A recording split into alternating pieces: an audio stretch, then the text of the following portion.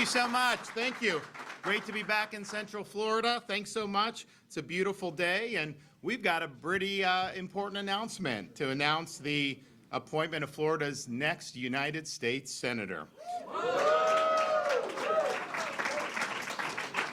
And these are always significant appointments, but I think right now, appointments like these are more significant than ever.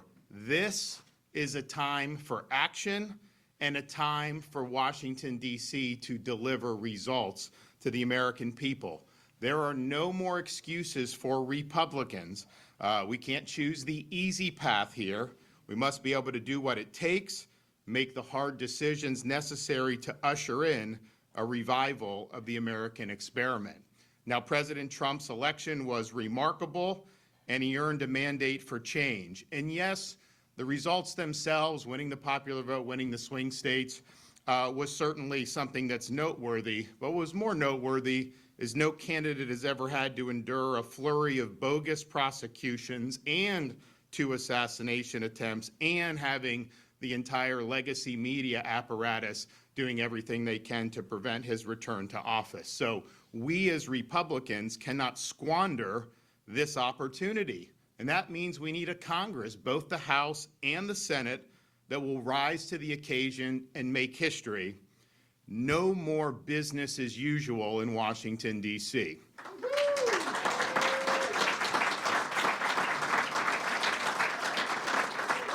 Now, of all the issues that the American people rendered a verdict on, there's perhaps no issue that's been more significant over these past 4 years than immigration and the open southern border.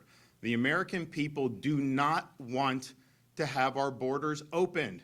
We are a sovereign nation, and we must control who comes into our country on the terms that we as Americans set. That means we not only need to support President Trump's agenda to secure and shut the border, but we also need to make sure that we're enforcing the laws inside the United States. We've called a special session of the Florida legislature because Florida is going to be working with the Trump administration to make sure our immigration laws are enforced. I don't want to see some illegal alien gang just be able to operate and then you only do anything once they've already committed serious crimes. Identify them and get them out of the country. We must make illegal immigration illegal once again.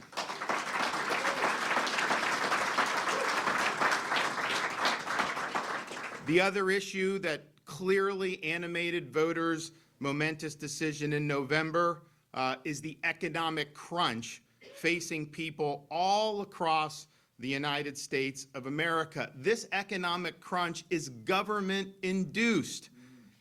We are currently now, thanks to federal policies, locked in a vicious cycle of deficits, debt, money printing, and crushing inflation.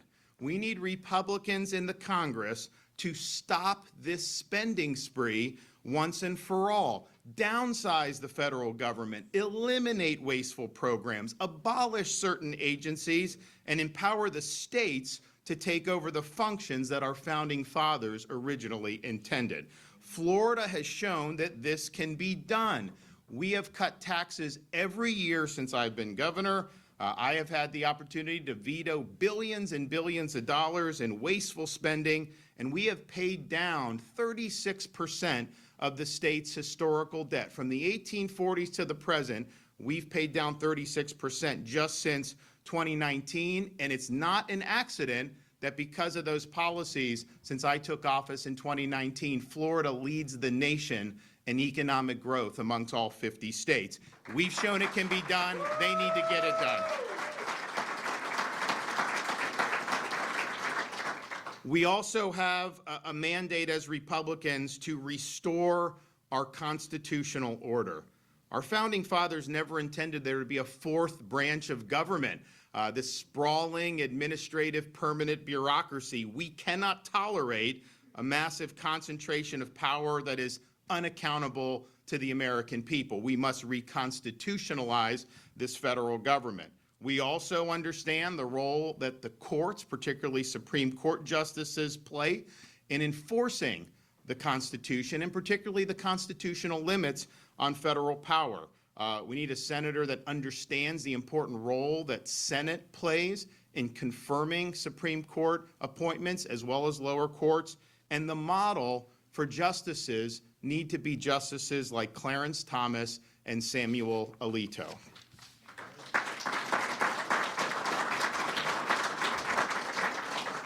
Finally, Republicans must fight the woke agenda and they must defeat the radical left. Florida has fought and won against the woke agenda. We have won time and time again against the political left, and right now the Democratic Party in this state lies in ruins, and we are a solid Republican state, which people didn't think was possible even 5 years ago.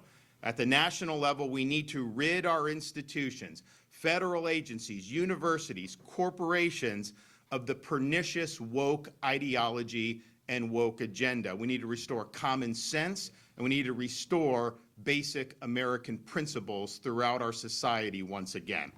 Now, in appointing a U.S. Senator, I initially put out several different criteria. One, I want somebody that's going to work with President Trump to deliver on the mandate he earned from the American people.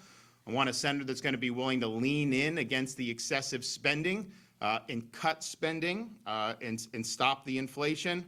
I want somebody that understands that the federal bureaucracy is run amok and it must be held to account, and we need 3 branches of government, not 4 branches of government.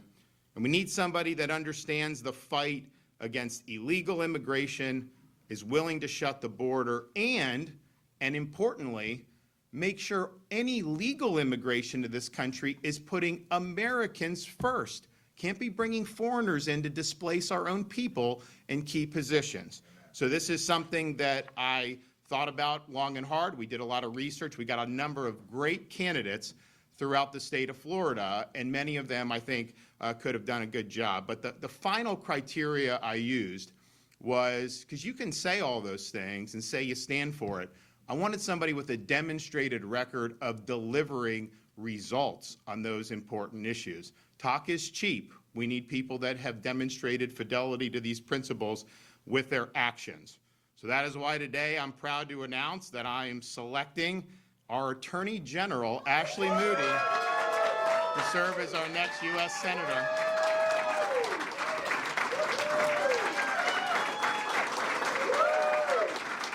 So, you want to sit down while I talk about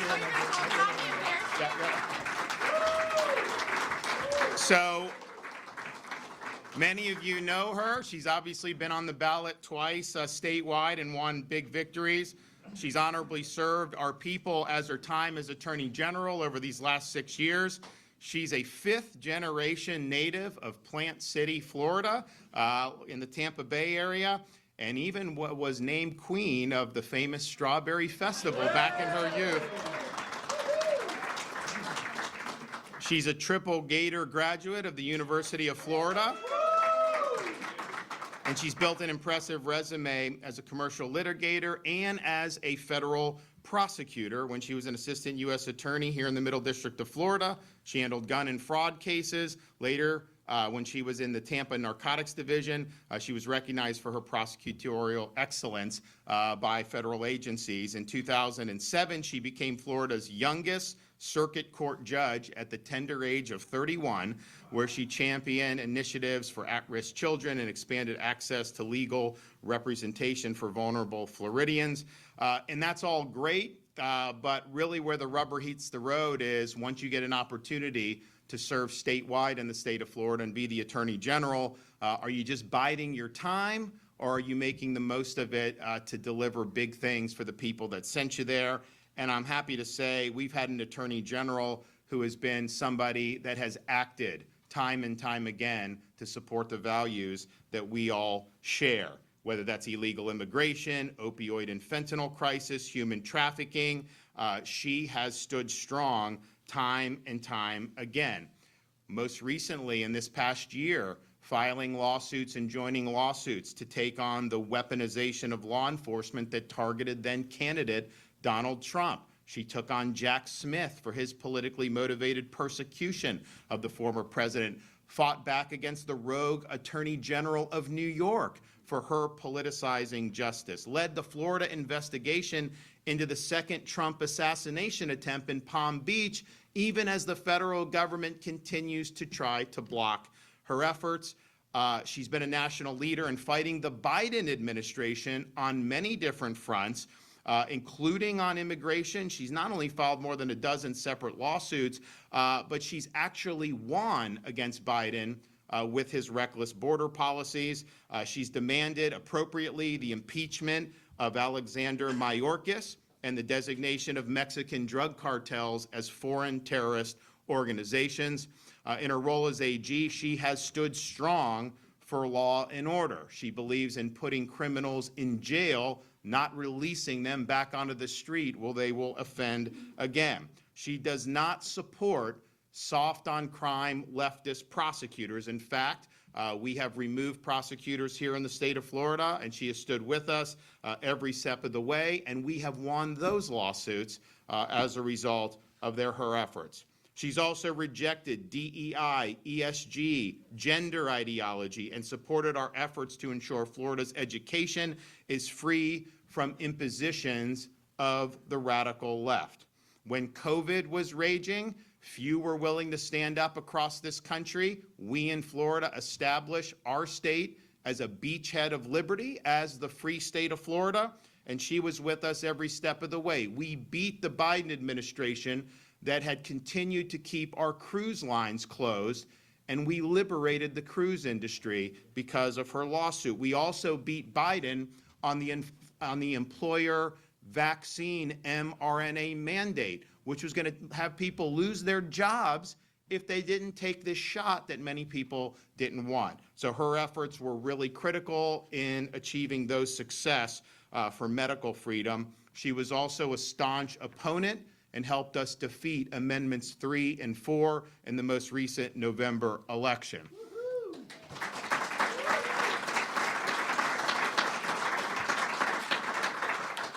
She sued in the Supreme Court against Harvard's race-based affirmative action discrimination admission process. She sued Biden administration to prevent brutal transgender surgeries on these minor kids. And she challenged the federal accreditor system to free university from politicized leftist accreditors. She's also fought to strengthen the security integrity of our elections here in the state of Florida, which we treat very significant. She has led prosecutions of voter fraud cases against illegal aliens who voted here in the state of Florida. She's also supported other states as they attempt to secure their election systems, including in Virginia, where she urged the Supreme Court to uphold their removal of illegal aliens from the voter rolls. When it was revealed that FEMA aid workers under President Biden discriminated against Trump supporters who were impacted by last year's hurricanes here in Florida, she filed a federal civil rights lawsuit against those who were responsible, and Florida still remains the first and only state to hold these people accountable for their political discrimination. She's an outspoken proponent of the State of Israel and has battled against anti-Semitism in the business world, academia, and even taken on the United Nations, which she has pledged as a senator to defund once and for all.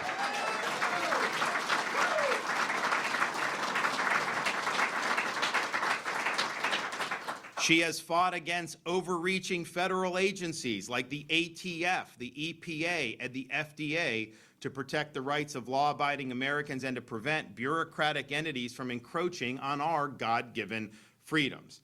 And then when it comes to our nation's foremost adversary, China, Ashley has been integral in our state's effort to defend Florida against Chinese influence. She defended our laws preventing China from purchasing land in the state of Florida. She worked with the Florida Pension Fund to divest state holdings from China and Chinese companies, and she opposed China's ability to spy on Americans through the use of social media apps. So in every major battle we have had since I have been governor, she has been with us every step of the way. It's not just talk, it's results. And these results are very, very important.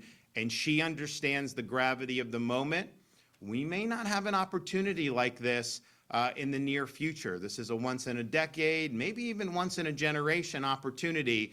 in this current Congress is ultimately going to determine whether we do usher in that revival of the American experiment, or is it just going to be status quo, passing the buck, and nothing ever changes? So I'm pleased to be able to introduce to you, for her first words as the senator appointee from the state of Florida, our Attorney General and your next United States Senator, Ashley Moody.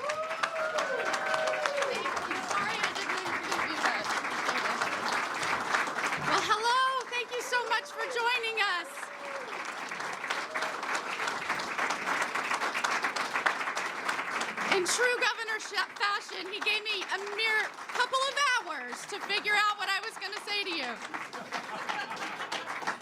But that is because he is deliberate and takes nothing lightly and understands the importance of this role. Governor, I want you to know I will not let you down, I will not let the citizens of Florida down, and I will not let my country down.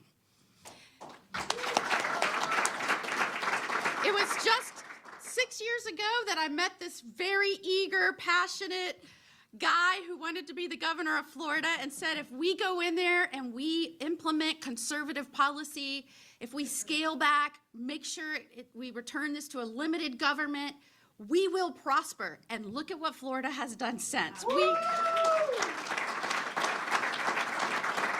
We lead the nation in net migration, new business formation, and law and order. I can go on, and it has been at the leadership and direction with this guy right here. And I am proud not to just say I have fought alongside you for 6 years, but I'm proud to call you a friend, and I am very honored with this nomination. Thank you so much. I will bring the same persistence and passion and tenacity as a United States Senator that I have brought as Florida's Attorney General. If you have worked with me and fought with me over the last 6 years, you know I don't think of this as a job. I think of it as a calling. Every day I go to work, every decision that I make, every person I hire, I do so with the understanding that the people of Florida gave me this opportunity, and I want to deliver on what I assured them, and that was we were going to protect their rights, we were going to protect the autonomy of this state, we were going to protect our communities. And I believe that we have done that, and I think we have to take that same direction to the United States Senate. This guy used to be in Congress, and he says to me, and has said to me, I don't know why anybody would want that job. I said to him, I kind of agree with you, Governor. I don't know if you can tell, but I'm pretty energetic. I like to get things done, focus on problems, solve the problems, deliver those to the people that hired you, your bosses, the citizens. And there's a lot of deadlock in Washington. And then I thought more about that. And I thought, if every person with the same energy, the same love, the respect for our founding principles, the ideals on which this country was built on, if every person like that with that personality said, I don't think I'd like serving in Congress, then we'd never change that culture.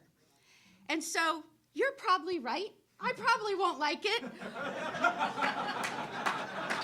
But I'm ready to show up and fight for this nation and fight for President Trump to deliver the American First agenda on day one.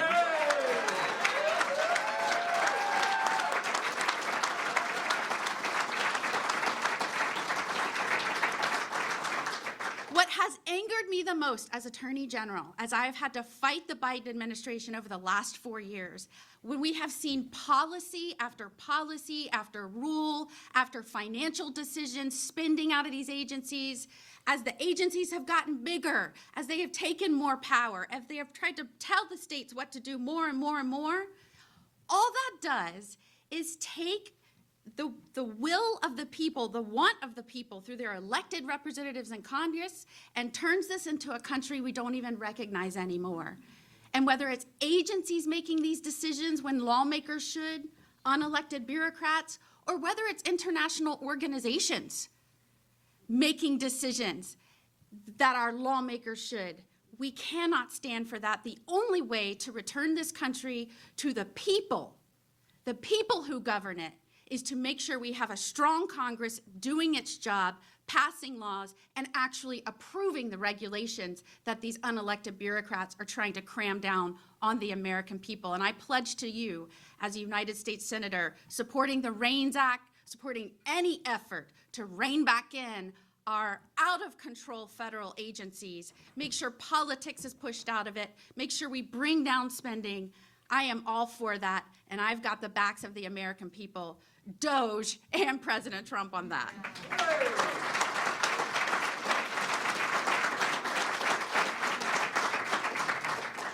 I am driven by many things in life. I will bring the influence of many things in my life, my experiences certainly, but I am driven by my faith in God, first and foremost. I am driven by the fact that I am a mother and I still have a kid in school. And whether it was protecting children from social media, from the dangers of fentanyl, the poison that's being pushed into our nation as the result of a wide open border, whether it's protecting our soldiers, the oldest boy in our family is a soldier. So whether it is supporting them while they are abroad or after they come home, I have their backs. And last but not least, God has blessed me with an amazing husband who's with me, Justin.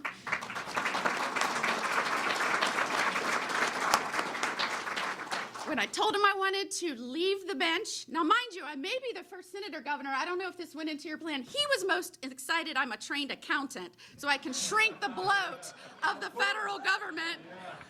But I also served over a decade in the judiciary. I have now served in the executive branch. I may be the only United States Senator that is now in my third branch of government and bringing all of that with me to the role. But I have an amazing husband who has watched and been there with me while I railed on what was happening to this country as millions poured illegally into our country, watching the devastation and crime and overdose rates in our country. He has stood by me, never doubted when I said I wanted to resign from being a judge and travel around the state and be unemployed and get people to hire me to be their lawyer.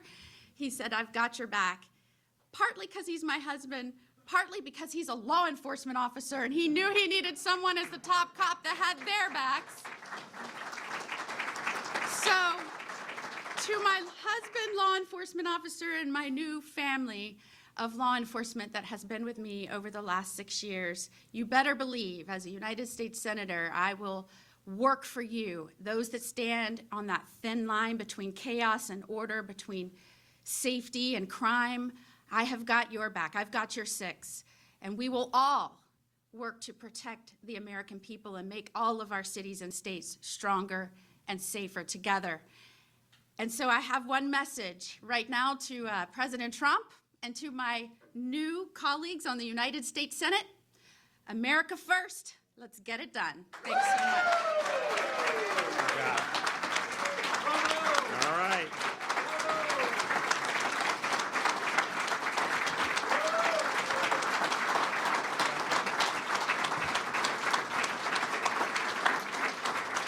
And so she will be taking office most likely on the afternoon of January 20th. We anticipate Senator Rubio to get confirmed very quickly after the inauguration of the 47th president, President Trump. I want to thank Senator Rubio for his service in the United States Senate. I think he will serve the country ably as Secretary of State, and we need it because the last 4 years has been a total disaster under the Biden-Harris administration. That's true at the border. It's true on economy, but it's certainly true on foreign policy and national security. So I'll be happy to take some questions. What do we got? Governor, what is the state doing about the my access portal? For the last year, we spoke to some Floridians who have had issues getting. Tell you, I'll answer questions on this first, and then if you want to does anyone have any questions on the Senate stuff or anything? Yes. Yes, I'd like to know from you and from Senator Moody what the federal Congress and the state legislature ought to be doing right now, specifically in terms of policies that should be passed in both bodies to enable Trump's agenda on immigration. Well, I think, as you know, we have called a special session, as I'm authorized to do as governor, for January 27th, so a week after President Trump's inauguration this Monday. And the focus of that is enacting policies so that the state of Florida, every city, every county, and the state are working with the federal government to enforce federal immigration laws. As I mentioned in my comments, you have these gangs that are in the country, and basically Biden, unless they commit a serious crime, just lets them run wild. Once we identify them, we're going to pass legislation that says if you enter Florida as an illegal, that is an offense we can hold you accountable for, and we'll immediately turn them over to the feds, and then the feds will send them back to their home country. We are also going to we've removed a lot of incentives, enticements for people to come to Florida illegally, but one of the ones that's still there from 2014 is giving in-state tuition to illegals. That is wrong. We got to put Floridians first, make sure they're getting the tuition discounts, and so when you do that, we will have no enticements in Florida. You're not allowed to give an illegal alien an ID card, a driver's license, a county ID card, a private ID. We don't allow that because we understand how that can be used for fake employment, for voting, all these things. So we've taken a very strong stand on that, but we are going to require state and locals to come. Now, I think President Trump's going to have a bunch of executive orders that are going to overturn Biden's executive orders on the border and immigration. So that's going to be very, very welcome. But I do think the Congress, and I know the Attorney General as a senator will support this, they need to overhaul the way we do immigration, period. No more asylum fraud, people coming and they're just claiming asylum when they're just coming across the border. It's been a massive fraud on the American people for many, many years. We also need to make sure that we do have a border wall built to prevent people from coming in areas where there aren't points of entry, which is important. And then the legal immigration system. You know, there's some people that say, as long as it's legal, it doesn't matter. I disagree with that. When you have programs that bring foreigner workers in that will work for less than Americans and the Americans get fired, that's wrong. That should not happen in the United States of America. We need to focus on assimilating people instead of having millions of people come, whether it's legal or illegal. We've got to get these numbers right. We got to promote a culture of assimilation, and we have not done a good job of that over the last very many decades. So I think Congress has some work to do. I think the president can do a lot on his own. We will be in Florida when we enact these policies, working hand in hand, and that'll be a force multiplier. And people will say, well, why do it now? Why not wait till May? And I just understand, if you waited till the regular session, it would really not even be till July 1st, because that's typically when these bills take effect. But why now? Well, one, we have a sense of urgency. We recognize this moment is very significant. I have heard Republicans moan about the border and the immigration for years. Okay, fine. Well, now you have an opportunity to do it. So let's get up there and do what the people sent us here to do. So we all should have that sense of urgency regardless of what else is going on. But then practically, president's going to come in. He doesn't have a lot of resources at his disposal with what Biden's leaving him. He's going to need to go to Congress, get funding for the border wall, get funding for more detention beds, get funding for more ICE and other things. And that's just going to take time. Even if Congress moves very quickly, that's going to take months to be able to get that done. And then when the money actually gets put in, it's going to be very difficult. So Florida, if we're there a week after President takes office and we're saying we're in this fight, we're saying local governments have responsibility to work with federal to enforce immigration law. We're providing funding so that they're able to continue to do their normal tasks. Because sometimes people say, oh, well, law enforcement, they don't want to focus on immigration. They just want to focus on this. They have limited resources. Okay, fine, we'll give you more resources. But just understand, if you successfully enforce immigration laws, you will have less crime. Just go look. I mean, I was talking to Grady Judd, like Polk County. You know, you'll have these people on a weekend, a lineup, and a lot of them are legally in this country to begin with. So it will save taxpayers money ultimately to make illegal immigration illegal again. And that's what we have to do. And I know, and here's the thing, I care about your record.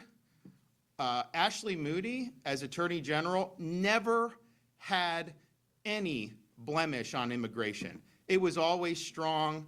She's never been a squish on any of these issues. And it's important. I mean, that's the part of the problem. She'll go up there and she'll be part of the enforcement caucus, not the amnesty caucus, and that's what we need. Governor, do you anticipate that the state or local municipalities will have to set up new facilities to So the question on so I don't think the locals will. I think we in the state will probably be willing to help with that regard. We're going to coordinate with the people, either both in the White House and who's overseeing immigration, to see what would make sense. So it's possible the state does it. I don't anticipate you're going to see the locals necessarily doing that. It may be temporary and then immediate transfer to the feds or to the state, but I don't foresee necessarily the locals necessarily doing. Now, some of them may want to do it, and we'll have funding. They can, but I think the main thing is forcing the law, working with ICE to remove swiftly people who are here illegally. And I can tell you, we have, the hurricanes. We have Hurricane Helene, massive storm surge across the Tampa Bay, coastal Tampa Bay, Pinellas County, some of these others. And after that, we said, you loot, we shoot. We're not going to sit there and let you do this, but some people would still do it. So Pinellas County arrests 45 people for looting after Hurricane Helene. 41 of them were illegally in this country. And I'm just thinking to myself, what the heck is going on here? So those days are over. We are going to work together, and we're going to be able to get this job done. And if we don't do it now, it's just never going to get done. Let's just be honest. This is our opportunity to make it happen. Yep. You got to respond with Spectrum News, Orlando and Tampa. Are you at liberty to say when you actually told now Senator Moody that she was getting the job? Yesterday evening. So we were doing a press conference in Polk County yesterday about the immigration plans. And I said, are you flying back to Tallahassee? I said, I got a Ocala that I'm driving up. When are you going to get in town? She's like, well, sometime in the late afternoon. I was like, all right, well, give me a call. Come on over. And I was like, hopefully you can clear your calendar tomorrow morning because it's go time. So we're going to do it. And, part of it was, we had a lot of great candidates. I mentioned publicly, even though I think highly of people like Corey Mills, and I love Kat Kamak. She is unbelievable. But the issue is we have currently, in 4 days, we'll have 217 Republicans to 215 Democrats in the House. So if I take Kat and put her in the Senate, who knows what could happen, right? You could have deaths, you could have resignation. And so I just didn't want to be a part of potentially turning that over for there. And so even though I was impressed, I just couldn't do it. And I didn't want to jeopardize the president's agenda by doing that. And I know neither of them necessarily were happy with that, but that's just the reality. And then we had some other great people that we talk with. Our Secretary of State, Cord Byrd, is very, very strong on election integrity. When he was in the legislature, he opposed weak immigration policies, incursions on Second Amendment when Republicans were pushing it. And that's the type of courage, that I want to see when we're talking about dealing with some of those folks. We had Senator Collins from Tampa. The guy has given limbs for this country, and he's a warrior, and he's only been in the state Senate for 2 years, and he's already amassed huge achievements. So I think they're all going to do very well in the future. And so I was impressed. And we also reviewed many other people too. Those were kind of the last 5 or 6 that I think were in the mix. But ultimately, I can get a binder on somebody. I can watch some of their interviews, whatever. But I've also been alive working for 6 years alongside the Attorney General, and she's never let us down once. Not one time in 6 years. And that matters to me. And so she was always someone that, was near the top of the list. And so, but I also just understand, these things, you just gotta let it set, make sure you're comfortable, and then pull the trigger. Yep. Just a quick follow-up. So who are the likely Moody replacements, A, and totally separate, but associated to what you said? Will you bring back any Florida Highway Patrol troopers from Texas to Florida to deal with this immigration? So on the Attorney General, my Chief of Staff, James Uthmeyer, is kind of like Ashley. He's proven himself in these fights, and I think she's got big shoes to fill, but I think he'll do a good job doing that. So you can anticipate that. I'm not going to make the appointment before it's available, but I think that's something that will happen. Now, so yes, we're gonna use the resources to best benefit Floridians. The reason why we've helped Texas is because Biden wouldn't help Texas. And so the states have to band together. Just like Texas will send people to help us when we have hurricane response. We sent there. And I'll tell you, we did it on and off for Biden's whole term. And, I'm like, do these guys like doing it? Like, ultimately, when you're in government, when you're in service, if you get orders, you do it, right? You don't necessarily, but people appreciated the mission. They felt they were making a difference in very difficult circumstances. And so I'm glad that our folks really worked hard and made a big impact. But at the same time, we now are going to have much different policies on the southern border. And I don't anticipate Florida needing to play a supporting role there, because I think the federal government's going to be leading and Texas can support. And I think the results are going to be so much better. I think it's going to be really, really significant. We have assets here in Florida. Our highway patrol will be in. See, I can order the state people to do it. Highway patrol, you pull someone over illegal, just call ICE and let's just do it, right? So they can do that. FDLE can do it. Fish and Wildlife, these folks come in on boats. How crazy is this? We have boats that help the Coast Guard stop boats from Haiti and Bahamas and Cuba and everything. If you stop the boat before it reaches land, then the Coast Guard immediately, you give them to the Coast Guard, they send them back to Haiti or Bahamas or wherever, like clockwork. But if they touch land, then somehow Biden lets them stay and they won't send them back. How dumb is that policy that we can do? So what I want is the federal government empower us. If somebody shows up in the Florida Keys, we say, okay, here you go, you're coming in and you're going back. And if you do that, if they know that even if they make land, it doesn't matter, then you're going to see, we've already seen the numbers plummet because we've supplemented the Coast Guard. Coast Guard does a good job. They don't have enough resources. And it's not a priority for Biden. But if you do that, you will be able to really, really dry up, because no one's going to want to take these boat voyages across dangerous waters knowing that even if they make land, they're still going back. So we've got to do that. I think it's really, really significant. So we're going to use a lot of resources here. I think the border is going to be in much better shape on January 20th. On a separate issue, the state attorney, have you made any decision on anything that you might do about the state attorney Moody? And then separately, in Lee County, from our folks there's been some calls from the GOP leader there to remove the sheriff from Lee County. Any comment on either one of those?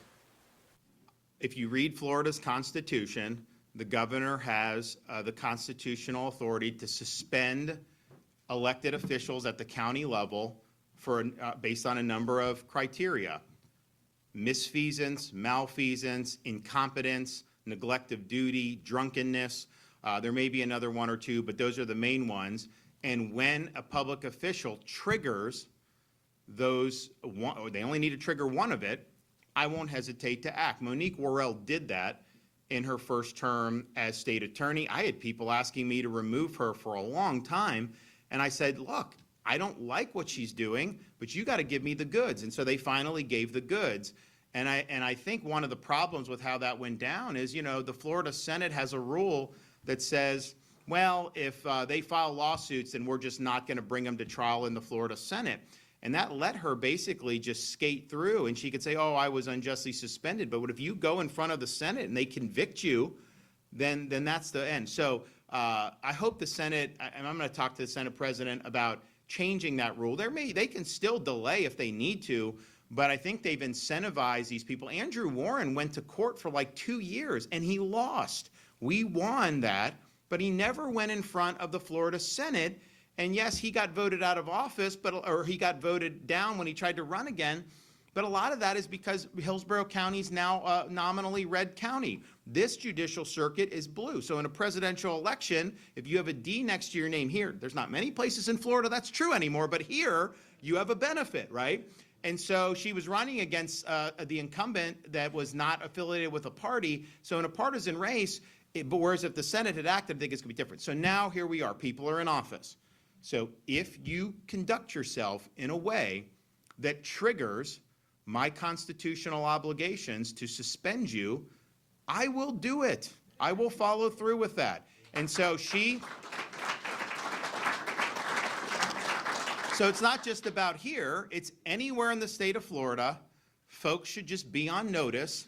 This is a valid power. It was not necessarily exercised as robustly, I think, until I became, because remember, when I became governor, first week in office, we got rid of the sheriff of Broward who bungled the Parkland operation. People said, well, you know, that was almost a year after Parkland. There was no accountability, so we brought that. We then got rid of the Palm Beach supervisor of elections who botched the 2018 election and previous elections as well. We got rid of the Okaloosa County superintendent who failed this really tragic case where she was sweeping things under the rug, or not living up to the law. So we did that. And then we've done since with the leftist prosecutors. We've had other officials that we've had to do. So it's important because if you think about it, where's the check and balance against a local official? The people that framed this Constitution in Florida placed it with the governor to suspend, and then the Florida Senate to sit in judgment and ultimately decide whether to convict. I just think we want to do this quickly and get the job done. One more. We'll go. I want to focus on the topic here. I want to focus on the topics here today. I'll be quick. I didn't say you're happy being governor of Florida, but could you be happier if you were at a national level type role, if Pete Hegseth doesn't go through? So listen, what I've I've said is, how can you be the most impactful? Is there another governor in the country that's been more impactful over the last 6 years? You guys? I mean, so.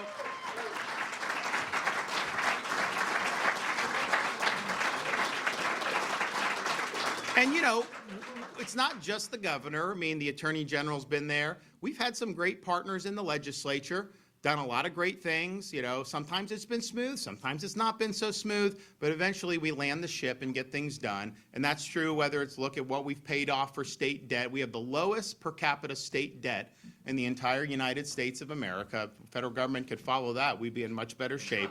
We have enacted policies to combat rioting and looting and everything you saw in the summer of 2020. That does not fly in the state of Florida, and we back the men and women of law enforcement in a really, really big way. We have universal school choice, so parents can send their kid to the school of their choice.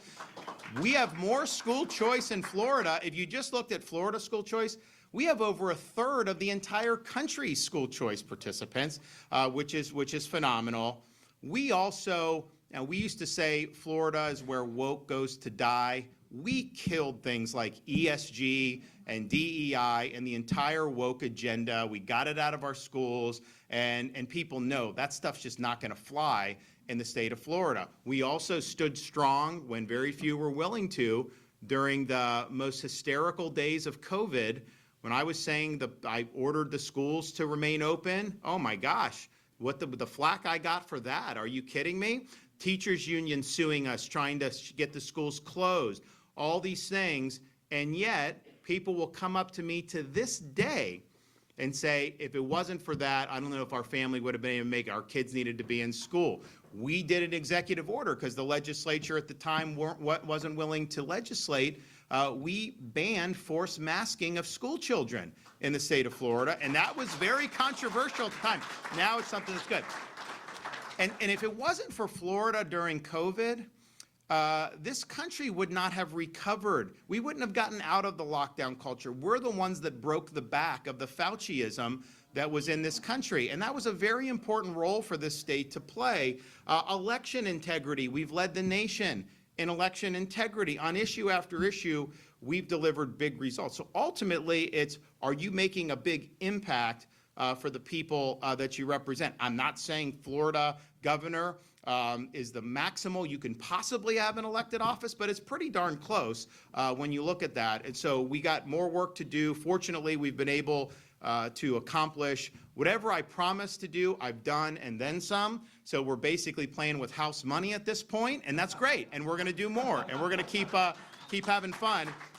But you know, I kind of got a kick out of people speculating like, will he appoint himself to the United States Senate? And I'm like, for anyone that spent 5 minutes with me, I don't think there would be much speculation that the answer to that would be no. But it was not something that I think is, so we'll hold the fort down here in the state of Florida. I think we can be very helpful to help the president's agenda. I think we can play a good supporting role when senators like Ashley Moody are fighting for us, and we can be there in support for some of those policies to bring power back to the states.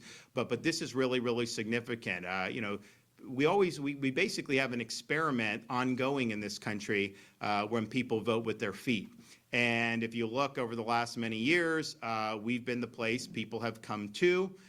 Even 23, when, you had, or 23, 24, you had illegals leaving, which was good because of our policies. But, you had a lot of people that wanted to come, and we've continued to build the economy and all these other things. So it's really, really positive. I think we can be very, very supportive in a variety of ways of what's going on there. But I've never asked for anything, and I'm not in a position where I'm being offered anything. So we'll keep the fight going. We look forward. I'll be up at the inauguration. We got to figure out, so they're going to vote on Rubio. Maybe I have to stay around to help Ashley get sworn in the Senate that afternoon. I was planning on not doing the balls because they're having the national championship game that night. And, my son Mason, he was in the first round of the college football playoffs. He got 3 of the 4 games right. In the next round, the quarterfinals, he got 3 of the 4 right. The semifinals, he got both games right. So now we have Notre Dame, Ohio State. And the First Lady prodded him on his decision, and he said he's not ready to make a decision yet on that. So when we get one, we'll put it out just in time for you guys to place your bets. But I think the problem that he's having is, so he is a huge Florida State fan. I'm not going to tell him that Ashley went to Florida because, and it's not anything Casey and I have done. I didn't go there, Casey didn't go there, but we're in Tallahassee, right, as a family since I got elected, and he goes to games, he does all this. So he's like really, really passionate. So we went to the Notre Dame game in South Bend, Florida State and Notre Dame. And for those do we have any Florida State fans that are willing to admit on that? They lost by 50 to Notre Dame. And so that wasn't good, but, he got to go around campus, he saw Touchdown Jesus, he got to go to the field, he got to do all that. So I think he kind of likes it. So I think but he's only in first grade, but he's smart, he knows sports. And so I think he really wants Notre Dame, but I think he's watched Ohio State, particularly their first 2 games in the playoffs, and they didn't do as impressive against Texas, but they were still pretty strong. And I think he's just worried that if he goes with his heart, or does he go with his head? And I think his head's pulling him to Ohio State, but I think his heart's pulling him to Notre Dame. And so if he comes to a decision, we'll make sure to disseminate that very quickly. Thanks, everybody.